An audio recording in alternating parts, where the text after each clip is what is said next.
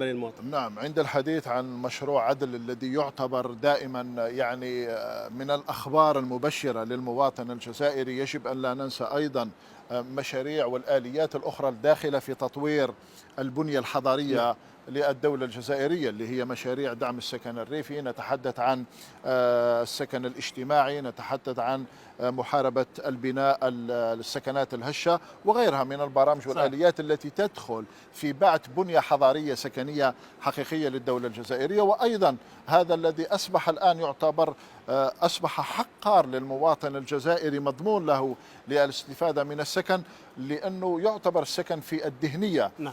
الذهنية الأسرة الجزائرية، خاصة عند الإقبال على بناء الأسرة، يعتبر هو العامل الأساسي في تحقيق الاستقرار الأسري المادي.